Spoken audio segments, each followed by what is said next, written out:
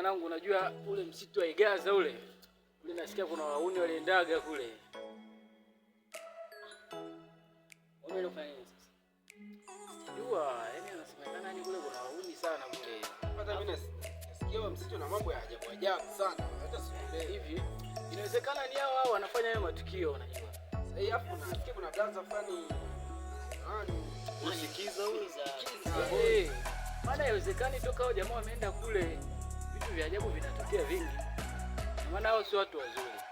Sikiza jarudi mpaka leo leo kaka, siku ya 3 hii. Siku ngapi sasa? Siku ya 3. Siku ya 3 hii.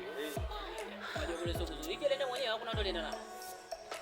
Hakuna lesa alienda peke yake. Wazee tufanye mpango tu tukamcheki au vipi? Yaani unajua ni kitu yani cha muhimu sana. Ule msitu alitoka tu. Wale jamaa wameingia kule. Ile vitu vya ajabu ajabu vinatokea kila siku yani.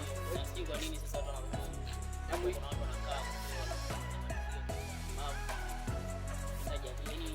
Hivi kwani serikali hailioni hili swala? Lini yani?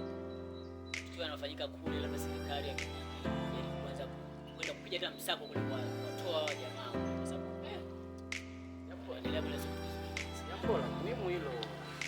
Serikali wakiendelea kulifumbia macho hili swala inaweza kaleta sana shida.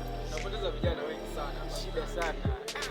Magamali vijana ni magamali yani ndio hivyo.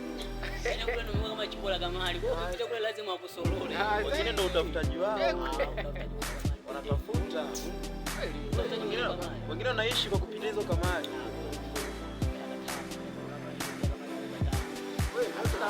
Unajua kila mtu anatoboa. Sasa ndo utafutaji wake. Inawezekana kwa sababu kuna wezi pia wanatoboa. Yaani kuna mwizi. Yaani kuna yaani kila mtu anatoa, yaani kila mtu anatafuta wake. Swala kakaangu kusema kwamba yuko kule msitu wa Igaza ya muwazi kama atakuwa mzima au amekufa. Natulia tu hapa kila siku mnakaa muwazi kwamba kesho vipi hata atakuwaje huko kama kaliwa na wanyama au la hilo swala nalichukuliaje bwana? Unajua nini? Yaani kuhusu hilo swala sasa ndio tumezungumzia sana. Jaribu hata kuomba kwa serikali yetu ndogo itusaidie. Ila tunaona bado kimya. Pia tunatamani yani bado tunatamani tuna kitu sana ili tuweze tumpate ndugu yetu. Sahihi kabisa. Tuna kitu sana. Naje peke yako msitu kama ule. Yeye alienda peke yake hivyo amekamatwa sijui ameuawa tuelewe mpaka sisi kwa nini tunachoelea. Sasa wewe peke yako utaitokaje utasema uende bila serikali? Lazima tupate ushirikiano. Ndio wanangu bwana mnasukua. Ni kama mtaki mimi naenda. Mimi naenda. Kwa sababu mimi naambia kila siku nyinyi mnajuaje kama atakufa au la ameliwa na wanyama nyama. Sahihi, lakini inabidi fuata kwa sheria. Serikali sipo. Nenda kwa serikali, ikaza kwa mshauri. Wanalifanyia hili swala kazi. Na wewe peke yako kwani wewe ni msitu ni hatari. Wangapi wameenda kwa mtetea? Huwezi kuchukua sheria tu mkononi mwenyewe. Unajua msitu pia unamilikiwa na serikali. Lakini naelewa bado. Sawa, kama unaamua kweli aje masiala jamani nyie. Ni sahihi, yani unavyoumia wewe, hata sisi pia wote tunaumia.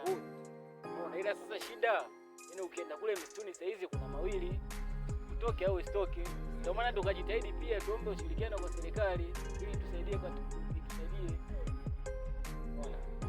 Ndio wanangu bwana mimi naenda bwana. Nipishe bwana wewe mtoto wa kiume gani umejakia bwana toka bwana.